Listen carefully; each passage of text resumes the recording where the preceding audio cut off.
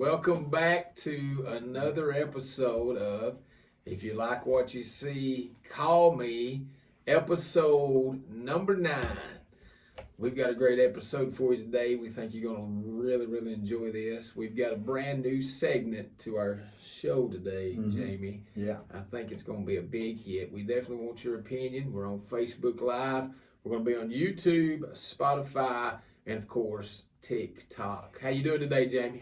Doing wonderful. Just trying to stay warm. We finally have a little bit of fall weather. It's behind to getting here, but it is here today. I am not a fan of cold weather. You're not? Ever since I've lost my hair, which has been 10, 12 years ago, me and cold weather have not been friends. So I just want to say this to get started. Of course, I'm completely bald, but cold weather is bad for a bald person, and extremely hot weather is bad for a bald person.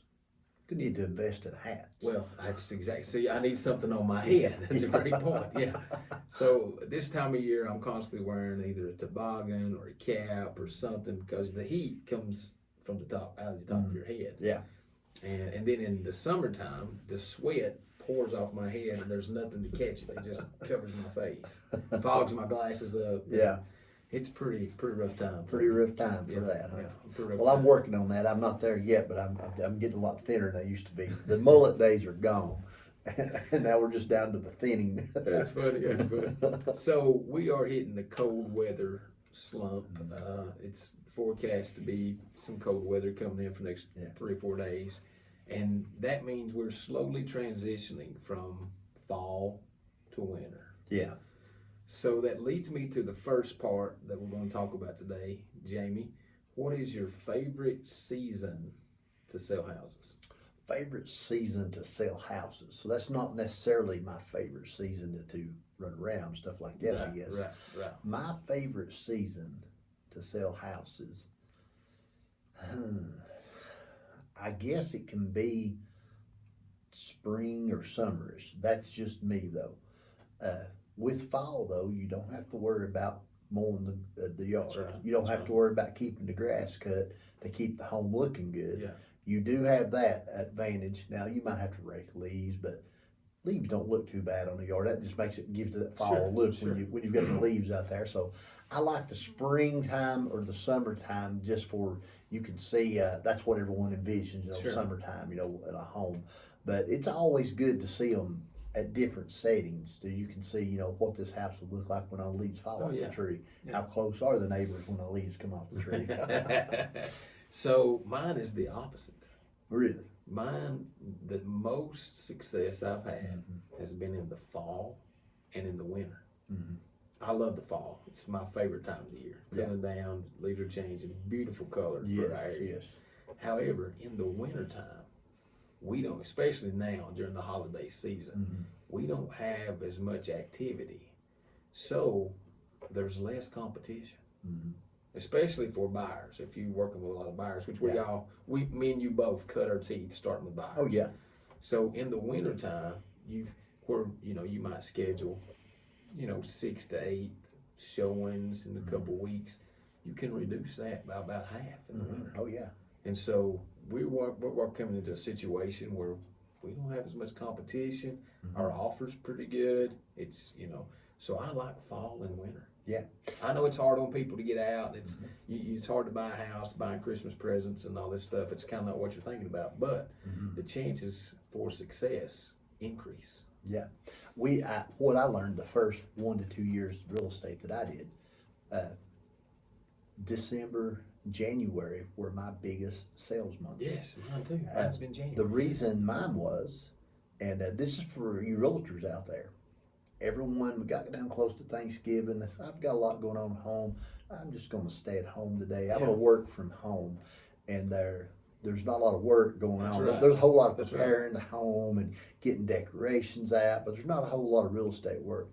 So as a realtor, that happens a lot of times. Oh, yeah. As a buyer, I'll tell you this, give me your whale on the call, because I would sit in the office and be the only person in the office. So if there was a client came in, I got them. Right. I was the buyer's agent You decided to because work. I had no competition because everybody stayed at home. Yeah. And that was good for me. Good. You guys just stay at home. Jamie will come in and he'll take care of those clients.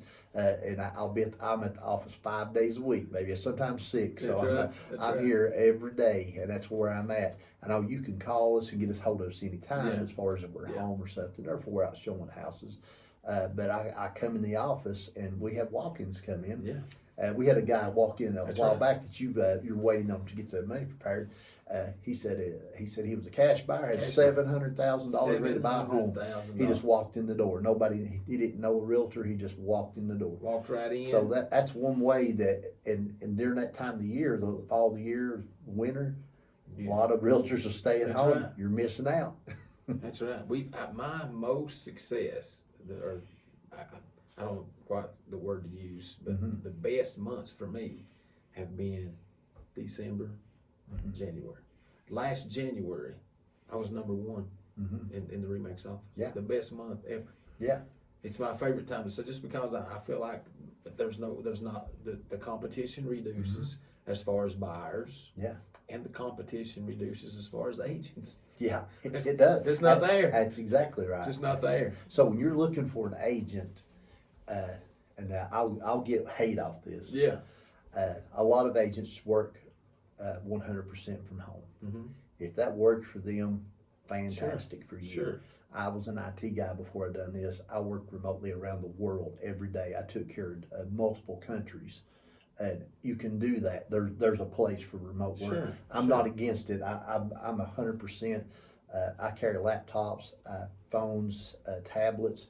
I can remote into my computer at work from anywhere in the world with an internet connection. I have a computer set up here, and I can print documents here at work. Yeah. So I've got all this action, but and I've seen this with other businesses. Sometimes they just like a friendly face to look at. Yeah. When you hit a more older clientele that comes in, they're not of the generation of the internet as much. They like to go into a storefront, brick and mortar storefront, and say, "Hey, I need a realtor," and that's what they're looking for.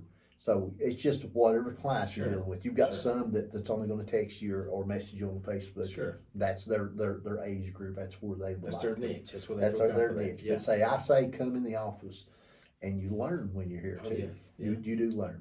It's just like paint. If I go and paint a wall, chances are I'm going to get some on me. Come in the office, talk about real estate, I'm going to catch some of it. Oh yeah, It's going to stay with me. Yeah. All right, next part of our podcast today, we're going to move into something that is seemingly gaining steam in some areas. We're going to talk about lead generation. Yeah. What we do to generate leads, what options are available, what we don't do, things that we stay away from. And this is going to kind of give you an idea of how things roll with us. Now, this may be different from other people. You got your own thing you go by, you got your own music you listen to, but this is what we do, okay? So the number one thing for me as far as generating leads is, and I know you and I both cut our teeth with buyers. Yeah. But my number one point or tip would be to, if you're just an agent starting out, or if you're struggling with business, is to grab a listing. That means find somebody somewhere, whether it's in your neighborhood, the neighborhood next to you, the town across the street, whatever. Find somebody that's going to sell their house and get that listing. Yeah. Here's why. You get to advertise, you get to put a sign on their property, you get to put it in MLS. There's going to be a great chance, I mean, the chances are really high, that somebody's just going to see your sign. They like the house, and they're going to call you about that house. Well, that may not be the house for them, but guess what? You've got another client. Yeah, yeah. Here you go. You've got a lead. You've got a buyer. I listed some property, and it was multiple acres, and we just couldn't get it to perk, so it wasn't a good for building on.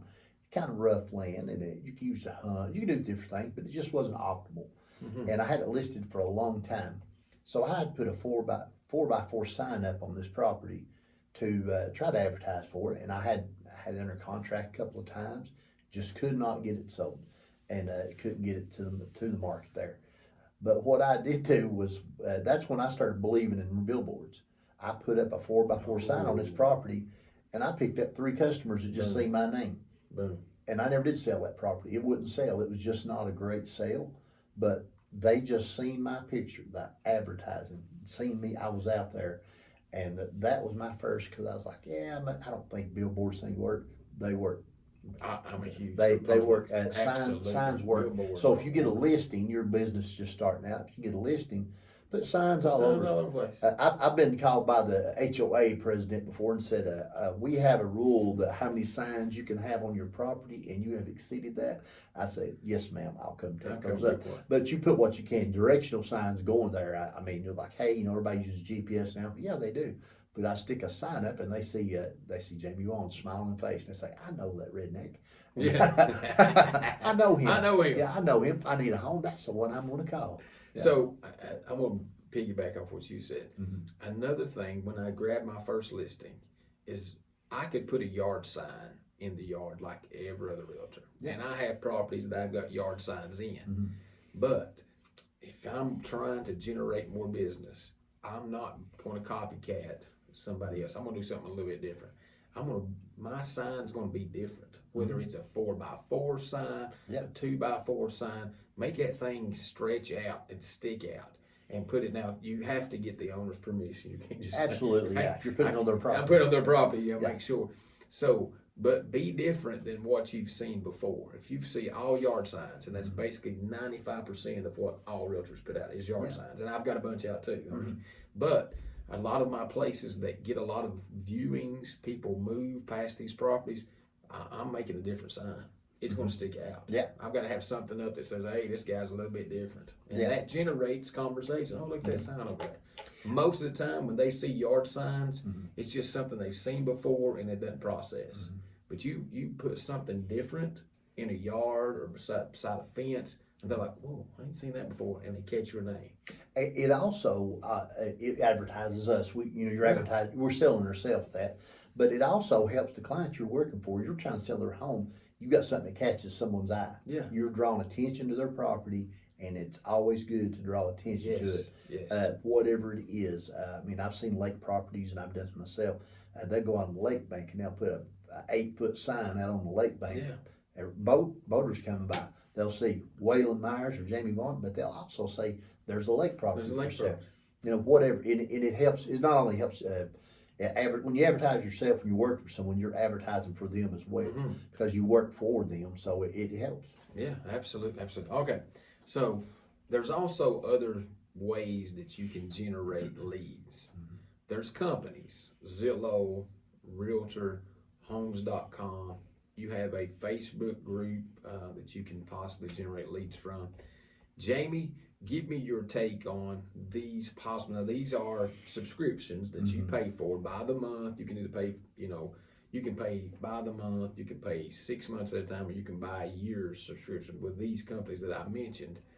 What's your take on these? I'm not a Zillow fan.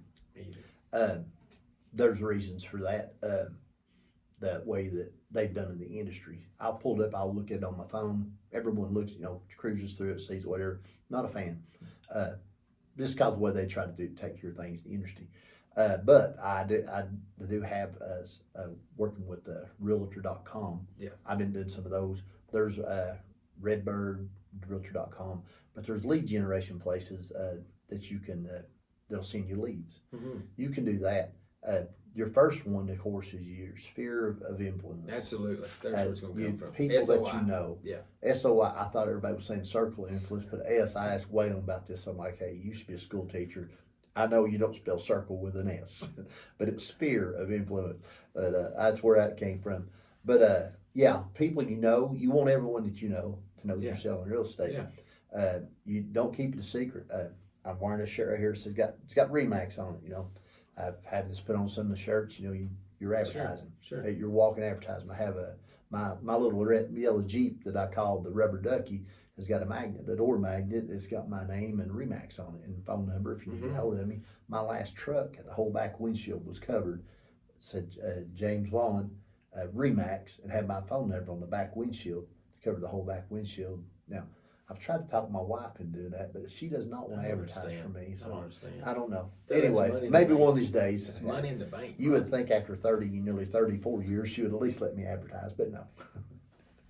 So I've tried some of these lead generation companies, and full disclosure, the leads that you get, especially on the buyer side, I've never had one yet that has already been pre-qualified. Now, it's great if you get a cash buyer. I haven't been so fortunate, but the leads that I've got, they're interested in properties, they don't have a pre-qualification letter. So when you get these leads, understand you're probably going to have a couple steps. You got to get them in front of a loan officer, hoping they can buy something. You just kind of called them out of the blue. It's a little bit of a cold call. Hey, I got your name and number here, just interested in this property, whatever.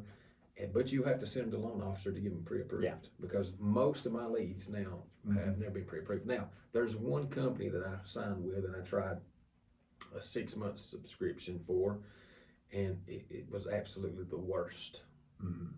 They would send me leads, and I probably got 14 to 20 that they called leads. Yeah. So I would reach out to these people. They'd be like, I've never thought about selling my home ever.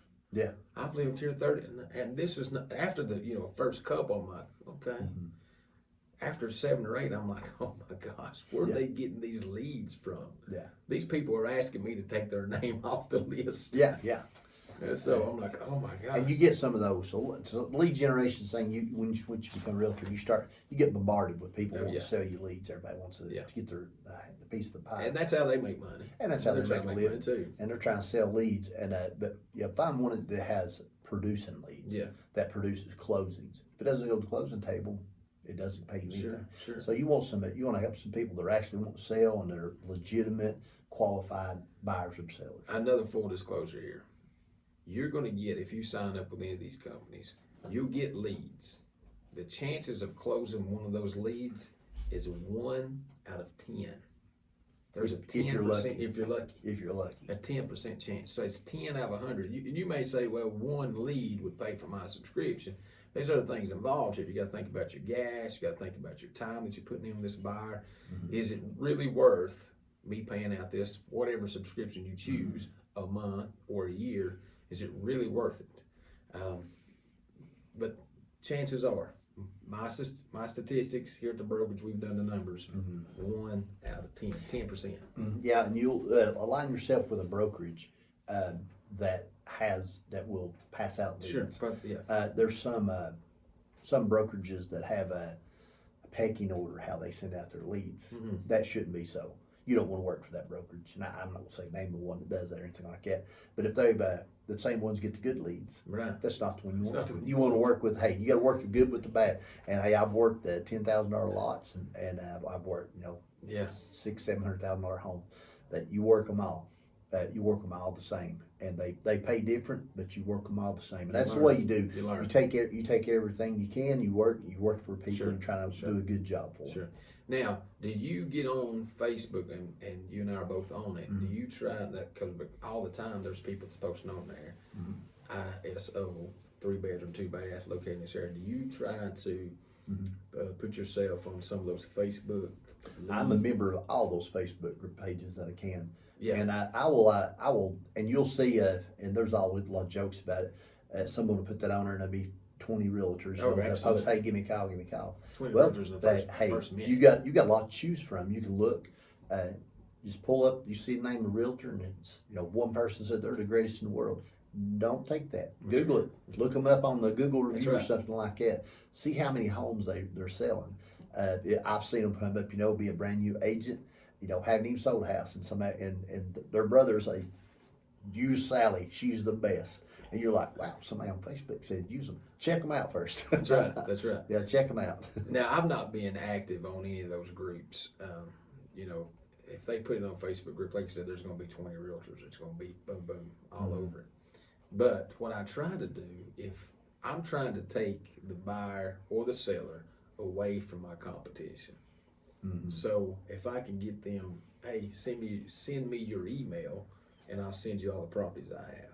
Yeah. So your that email address, guess who's on it? Yeah, me. Got my contact No more information. competition. Yeah. So if you find something, hey, send me your email, boom, send it to them, get their email address, then you're in direct communication with buyer or seller without the other competition being around. Yeah, we're on Facebook Live here now, and we've got I can see 3 or 4 people that's on here right now. I won't call their names out yet, but I see you. I'll say this right here. Hello, Chandler. I see that, and hello, Sandra there, and Ron. I see 3 on there right now. Seen Mom last week. My mom must be slacking today. Yeah, my mom's my biggest fan. We got to let her know when we're doing this thing. We're doing this thing. Yes. So, in conclusion of all these lead generations, just be careful. You're going to get some that's not going to work. Don't sign up for a year until you've at least tried it. And they'll want you to sign up for at least 3 months and run the numbers. If it pays off, try it. However, you're going to have to do some legwork. If you get these leads in, you're going to have to get them pre-qualified. You got to send them to a loan officer. They may or may not be able to buy something. Yeah. Your best avenue, always and forever, is your SOI. I mean, that's people that's going to refer you. And we live off referrals now. I mean, I do. Yeah. Referrals. I mean, I've got one today, or we're doing pictures today on one that was a referral from a past client. So that helps you get your business started. But once you start getting the referral world going, you won't have to worry about Zillow. And everybody's business do different. The referral and putting yourself out there. Maybe your circle of influence isn't large. We have an agent here at the office, Lynette. She's from Southern California, and she's licensed in Southern California and here. And but she sells homes in both places. She has a partner out there that goes physically to the places.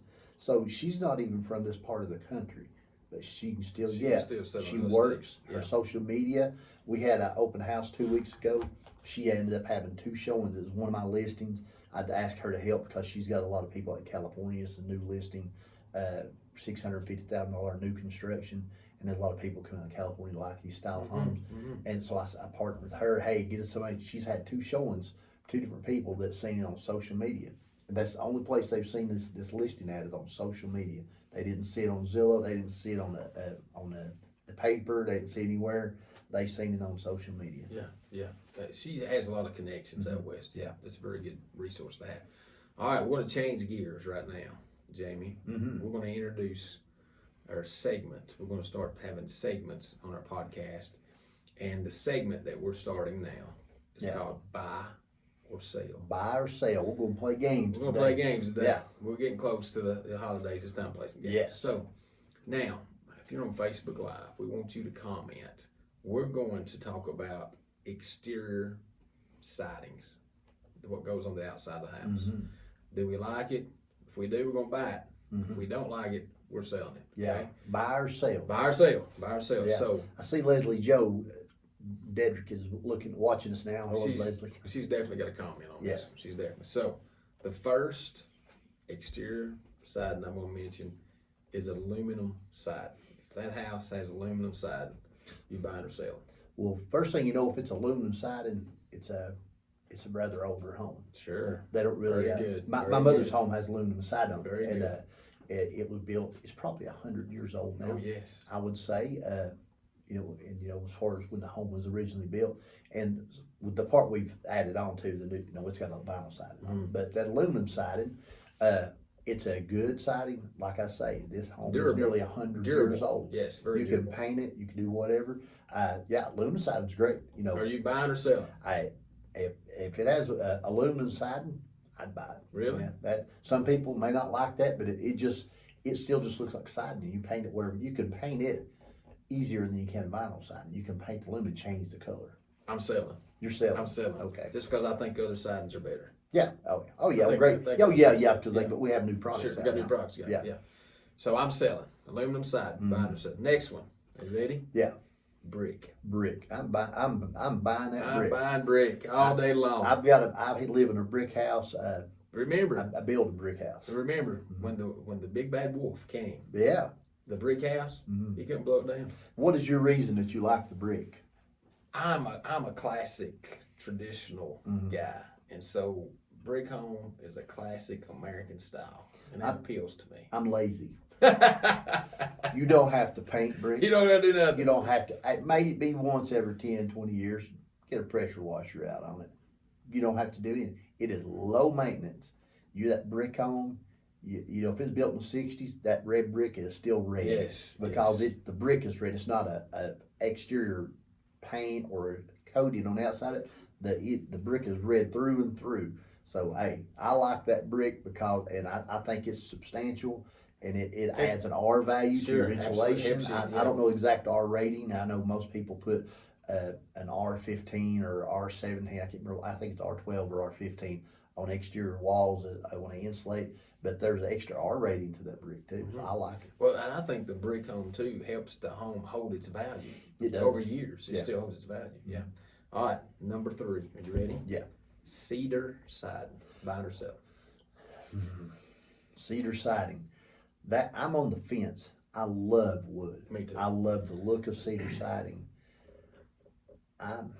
I may sell that one just because there's more upkeep. Oh, absolutely. Yeah. Absolutely. I'm selling too, even though it's beautiful. It's very beautiful. It looks beautiful. Absolutely gorgeous. If you love to work in the summertime, work outdoors and maintaining your home, if that's what you like, and a lot of people like that. Yeah. Get cedar siding is a beautiful home, and if you take care of it, it's going to look beautiful for a long time. I'm selling just the reasons that you stated. It's the upkeep. You're going to have to stain that thing every year. At least every other year. Yeah, you're going to have to do some type of that. So the people that I know have cedar sidings. They've also have trouble with yellow jackets, waspers, termites, things, and bumbleborers. Yeah, and they're everywhere. They're everywhere, especially in the summertime. So selling cedar siding. Are you ready? Next one, cement. Cement. Okay. When I think of cement, you think you could be a cement stucco wall, but I think of stucco. Yeah, I do too. I'm good with stucco. With the there's different types. There's the regular cement stucco. A lot of people do it around the bottom of their home, so it's not always the entire facade of the actual outside. Yeah. Sometimes it's partial. I'm on the fence with that. I think I'm selling. You think you're going to sell? I'm going to sell on I might go towards the sell side. You know, but I'm not opposed to it. Yeah, just because there's not much you can do with it. I mean, it's not got the classic look. It's just kind of cement. You know, it is what it is. I'm selling. It's just not. It just doesn't appeal to me, I guess. Yeah, okay. And some of it is tinted or colored. Sure. So you can use the different colors of sand to get it to be and mortar to get it to be a different color. And you can give it brown tints and red and stuff like that too. Yeah. Okay. Next one. This is gonna be a big one. Are you ready? Log siding. Like log home. Log homes. Okay. You either love them or hate them. You either love them or hate them. There's a lot of upkeep for log. They settle. Actually, the newer log homes now have ways to adjust and reposition the logs as they settle through the years. Yeah. Log home, just because, and I've already said a brick. I do a brick because there's low upkeep. But log home has a lot of upkeep. But I'm gonna say I'm buying that log home because I just like them. Wow. I do. There's a lot of upkeep though. Man, there's a lot of upkeep. You know, I love a log home, and we vacation in one, and it's beautiful. But to be the owner and have to do the upkeep, I'm leaning towards selling on this one. I think I'm selling a log home just because it's so much work. I know. When you're busy and you have a small business that you're running, you don't have a lot of time to do a lot of this upkeep at home. Yeah. So, hey, if you're on Facebook Live, hey, you can answer some of these questions as well. Comment on there and let us know. I noticed Leslie has made some comments. I can't read it from here. The home that they're building will be concrete. I can't see that last word. I'm sorry, I'm blind. Yeah. So it's going to be. We can't see. I don't have my glasses on. She says buy it. She's got to buy it. Yeah. Right. Leslie Joe is actually either building or remodeling a home in the process. She's found her dream land on water that on the river. I believe it's got a creek on one side and a river on the other. I believe it. Wow. She's got a place, and that's her dream, and she's working on getting that prepared. Yeah, she's talked about this for a few years that I know. Wow. Okay, next side. Are you ready? Yeah. Hardy board. Hardy board. I don't know. I'm kind of indifferent. It's a siding. I'm fine with it. I wouldn't be opposed to buying it. I'm buying. You're buying it? I'm buying hardy board. Because you can paint it any color Paint you any want. color, it's durable. Yeah. And not a lot of upkeep. Mm-hmm. I mean, durable, not a lot of Yeah. upkeep. I'm buying hardy board all day long. Mhm. Yes, and one of my favorites. One of my favorites is hardy board. Okay. What else we got? Stucco. We talked about stucco. Synthetic stucco. Synthetic stucco. Okay, there's some homes around here with this, and if you maintain it, they are okay. I sold a home with synthetic stucco. He had it checked out. They come and done a moisture test behind stucco. You don't want any moisture to get behind that. It can have maintenance issues. You can rot the wall out behind it if you get moisture. If you don't keep the crack caught, it's gonna get behind it. I sold one of the first homes I sold the first year doing real estate. This guy, he maintained this home. He lived on the lake and had white shag carpet, and it looked perfect. So he really maintained his home. Beautiful synthetic stucco was. It was completely fine. We had it tested. I sold another one, thousands and thousands of dollars worth of damage behind that synthetic stucco. Oh, so I'm going to go ahead and sell that synthetic stucco. I'm going to seal it up and make sure it's okay for the next people, but it's something you really have to think about. I'm selling synthetic stucco as well. Here's why. There's problems as far as chipping goes. Some of it chips off, like, we have major storms, stuff around here. But most of the people that I have worked with that have synthetic stucco, they don't like it because the weed eater gets too close and it chips it off, or something gets too close, and there's a lot of chipping and stuff like that, and it just kind of makes it look a little odd. So, and then the reasons that you stated as well, absolutely. So, I'm selling synthetic stucco. All right, ready? What's next? Vinyl. Vinyl? Hey, I'm buying that. Vinyl siding is paint that you nail on. That's right. You put it up, and I think what I really like now, they do that. They've always had horizontal vinyl siding for a long time. The vertical vinyl siding looks like board and batten. Like the old barn type where they put the boards vertical, and then they put where the crack of the board was, they put the batten. And it looks like that.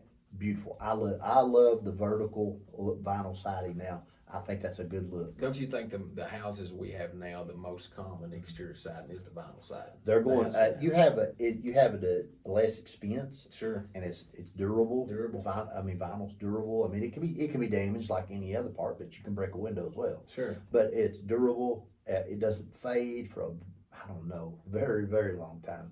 But it's great. I like it. I'm buying vinyl all day too. I'm buying all day. Yeah, I just think for your money. Especially if it's vertical vinyl. It's just my niche. I like it. I think for the price you pay for it and the length of its duration, it's a great buy. Yeah. And it makes your house look good too. I mean, the design that you mentioned is wonderful. I'm a buyer on vinyl. Okay. Two more. Got two more. Metal. Metal siding. My mind goes just to the aluminum siding, be the same thing. I don't know. I'd be fine with metal siding. But metal would indicate that the house is old too. I mean, yes, it could. Had some age. You can paint it. You have to kind of prepare the surface good, stuff like that. Yeah. I mean, I would buy it. You buy? I think I'm selling metal. You think you'll sell it? I don't know if I mean, just as far as metal goes, I don't know how far, duration, moisture, stuff like that. That would worry me. You'd have to keep it painted or it'd rust. It's rust, that's right. Yeah. Maybe it's because I come from an industrial background and I've seen a lot of metal buildings. I think I'm selling metal. All right. Last one. Are you ready? Yeah. Wood, just plain wood, not cedar, but just wood siding. Well, I'm going to contradict myself and go back that I'm buying this thing because, man, it's pretty. It's so much upkeep. Man, it's pretty. I'd rather have the brick because I'm lazy and I build a brick home. I live in a brick home, full brick all the way up in the gable. And the vinyl soffit all the way around. And I've got two posts on the front porch and a beam is the only thing on my exterior of my home that you have to paint other than the doors. So, and it needs painting now, by the way. I think I'm selling again. Yeah. The only thing I'm buying here is like vinyl and brick. I think that's it. What kind of exterior does your home have? And mine's vinyl. You have vinyl? Yeah, mine's vinyl. Yeah. It's held up. We've talked about painting it, changing it out, doing some things. We've not ever. It still, looks fine, but it's vinyl. Yeah. If you ever change it out, do vertical vinyl. Yeah. Which I don't have a choice in this. I don't know if you realize this or not, Jamie, but I'm married, so I get my decisions made for me. As far as it's driving, I don't get to go where I want to go. I don't get to design the house, so it's just part of being married, I guess. Yeah. When you get married, I seen this on the social media. I'll get hate out of this. When you get married, you get a little helper in the car. That's right. To help you That's drive. right. You don't realize how many times that we almost crashed and died That's right. before I was married. I had my wife riding with me. Saved I'm gonna leave that there. She saved my life so many times. Yeah. I didn't even know I was dying. I had no idea. Yeah, I had no idea either. So, All right, that's going to wrap us up today for another episode of If You Like What You See, Call Me. Thank you for all the feedback. We had, I've got to mention this, we had a Thanksgiving dinner here at the office this past Tuesday. yeah. So I bring my little baby and stuff, I'm showing him off. But anyway, I walk in. Mm-hmm. Were you standing there? Mm-hmm. The owner. The guy goes, Yeah, Lee. Yeah, he says, and there's these two guys that's got this podcast. Man, my face was grinning from ear to ear. And he kind of looked at me. I said, if you like what you see, he goes, call me. Yeah. That's right. Another incident. I'm walking out of the funeral home a week or so ago, and this guy speaks up and he goes, if you like what you see. I said, call me. Yeah, So there you go. We've had wonderful, wonderful feedback. We hope you like the show. We're still talking about parade options. Remax is going to have a float this year. I don't know how we're going to do it. We're talking about merchandise as well. If you like what you see, call me merch. So we've got some things in the workings that could be coming our way. We've got a Thanksgiving episode next week. Be sure to turn in for it. And it's going to be a day early. We normally record on Thursdays. Yeah. Thursday's going to be Thanksgiving, so we're going to record next Wednesday. Okay? Mm-hmm. Jamie, you got anything before we close out? No, I'm drawing a blank. We're Well, good. Go ahead. All right, we're in. If you like what you see, call me. Till next time, have a good one. See ya.